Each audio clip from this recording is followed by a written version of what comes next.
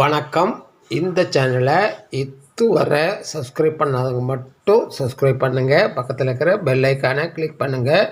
பிடிச்சிருந்ததுன்னா லைக் பண்ணுங்கள், ஷேர் பண்ணுங்கள், கமெண்ட் பண்ணுங்கள். நன்றி. வணக்கம். புத்தாண்டு 2025 ராசி பலன்களை பார்த்து வருகிறோம். இன்று நாம் பார்க்க இருக்கின்ற ராசி ரிஷப ராசி. அனைவருக்கும் புத்தாண்டில் நலமும் வளமும் பெற்று அமைதியும் நிம்மதியும் செல்வம் பெற்று வாழ இறைவனை பிரார்த்திக்கிறேன். முதலில் இந்த ஆண்டின் பொதுவான பலன்களை பார்க்கலாம். மார்கழி 16ஆம் நாள் புதன்கிழமை, பூராடம் நட்சத்திரம், சித்த யோகம், கன்னிகா லக்னத்தில் இரவு 12 மணிக்கு புத்தாண்டு பிறக்கிறது. இந்த ஆண்டு திருமணமாகாதவர்களுக்கு திருமண பாக்கியம் கூடும். குழந்தை பாக்கியம் இல்லாதவர்களுக்கு குழந்தை பாக்கியம் உண்டாகும். வேலை வாய்ப்புகள் அதிகரிக்கும். ஊடகத்துறை, எழுத்துத்துறை, ஆசிரியர், கணிதம், ரசாயனம், ஆன்மீகம், ஜோதிடம், வழக்கறிஞர், புத்தகத்துறை, மருத்துவத்துறை ஆகியவற்றில் முன்னேற்றம் காணப்படும். மருத்துவத்துறையில் புதிய கண்டுபிடிப்புகள், புதிய நோய்களும் ஏற்பட வாய்ப்புள்ளது. கலைத்துறையினர் முன்னேற்றம் காண்பார்கள். உணவு உற்பத்தி உயரும். விவசாயிகள் லாபம் அடைவர். மக்களுடைய பொருளாதாரம் உயரும். மழைப்பொழிவு நன்றாக இருக்கும். வெப்பம் அதிகரிக்கும். இந்த ஆண்டு முதல் நாள் குரு உங்கள் ராசியிலேயும், உபஜயஸ்தானத்தில் செவ்வாயும், பூர்வ புண்ணிய ஸ்தானத்தில் கேதுவும், ஆயுள் ஸ்தானத்தில் சந்திரன், புதன், சூரியன், ஜீவஸ்தானத்தில் சனி, சுக்கிரன், லாபஸ்தானத்தில் ராகு அமர்ந்திருக்கிறார்கள். மாத கிரகங்களை தவிர்த்து விட்டு பார்த்தால் முக்கிய கிரகங்களான சனி பகவான் மார்ச் 29 அன்று உங்கள் ராசிக்கு 11ஆம் இடமான லாபஸ்தானத்தில் ராகு பகவானுடன் இணைகிறார். அடுத்ததாக மே மாதம் 17ஆம் தேதி குரு பகவான் உங்கள் ராசியில் இருந்து 2ஆம் இடமான குடும்ப வாக்குஸ்தானத்தில் சஞ்சரிக்கவிருக்கிறார். மே 18 ராகு உங்கள் ராசிக்கு 10ஆம் இடத்திற்கு நகர்கிறார். கேது பகவான் உங்கள் ராசிக்கு 4ஆம் இடத்திற்கு வந்து அமரவிருக்கிறார். இதில் சனி பகவானும் குரு பகவானும் இடப்பெயர்ச்சி ஆகும் வரை மிக நல்ல பலனை வழங்கவிருக்கிறார்கள். அதுவரை ராகு பகவான் நற்பலனை வழங்குவார். வருட ஆரம்பத்தில் ஜீவனஸ்தானத்தில் இணைந்திருக்கும் சனி சுக்கிர பகவானால் கேந்திர யோகம், குபேர யோகம் அமையவிருக்கிறது. அந்த வகையில் பார்க்கும்போது முதல் 3 மாதங்களுக்கு ராகு பகவானும், அடுத்த 2 மாதங்களுக்கு சனியும் ராகுவும் நற்பலன்களை தருவார்கள். அடுத்த 2 மாதங்களுக்கு பிறகு குருவும் சனியும் நற்பலன்களை வருட இறுதி வரை தருவார்கள். இந்த வருடம் மொத்தமாக நற்பலன்களே மிகுந்திருக்கும். கார்த்திகை 2-3 பாதங்கள், ரோகிணி 4 பாதங்கள், மிருகசீஷம் 1-2 பாதங்கள் நட்சத்திரங்களாகவும், சுக்கிரனை ராசிநாதனாகவும் கொண்ட ரிஷபராசி அன்பர்களே, முதல் 3 மாதங்களில் பணம் பல வழிகளிலும் வந்து சேரும். உங்களுக்கு பிடித்தமான சுவையான உணவை உண்டு பயில்வீர்கள். மனைவி மக்கள் நோய் நீங்கி புத்தம் புது பொலிவுடன் திகழ்வார்கள். சமூகத்தில் மதிப்பு மரியாதை உயரும். ஆடை ஆபரண சேர்க்கை உண்டாகும். தெய்வ பக்தி அதிகரிக்கும். நீர்வழி வணிகத்தால் லாபம் பெருகும்.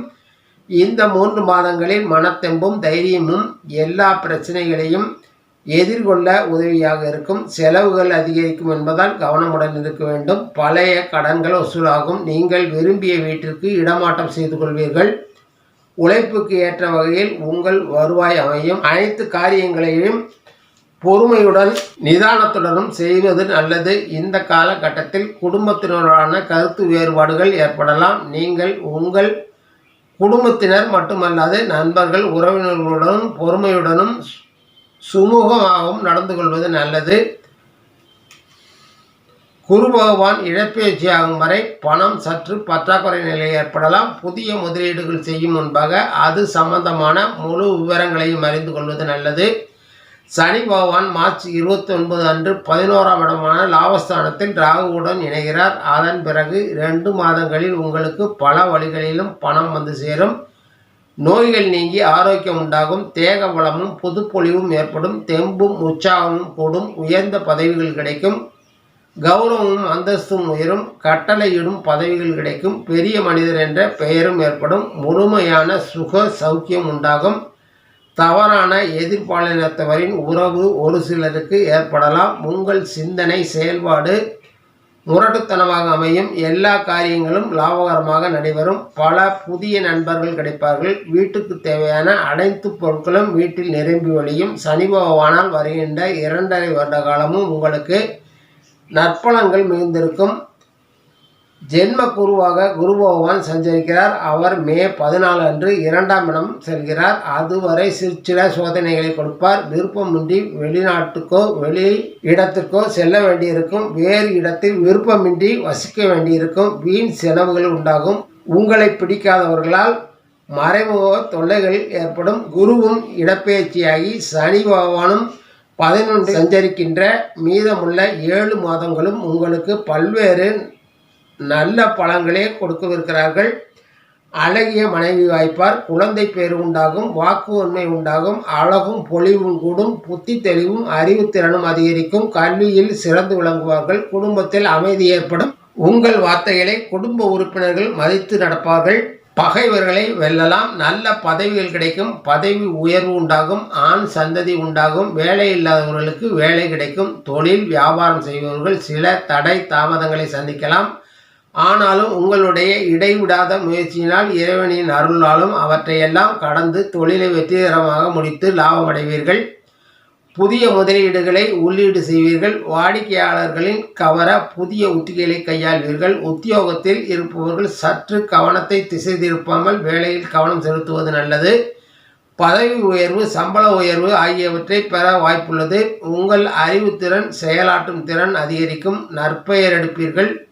குடும்பத்தில் நிலவி வந்த குழப்பங்கள் விலகி நிம்மதி அடைவீர்கள். உங்கள் துணை உங்களுடன் தோளுடன் தோள் நின்று உங்களுக்கு உதவுவார்கள். குழந்தைகள் உங்கள் விருப்பப்படி நடந்து கொள்வார்கள். உறவினர்கள் நட்பு இவர்களுடன் உறவை மேம்படுத்திக் கொள்வீர்கள். ஆரோக்கியத்தை பொறுத்தவரை சிறு சிறு நோய்கள் வந்து விலகும். கல்லீரல் நுரையீரல் போன்ற நோய்கள் பாதிக்கப்பட்டிருப்பவர்கள் அதிக கவனத்துடன் மருத்துவ சிகிச்சை பெற்று சரி செய்து கொள்வது நல்லது. கல்வி கற்கும் மாணவர்கள் திறம்பட செயல்பட்டு எளிதில் தேர்வில் வெற்றி பெறுவார்கள்.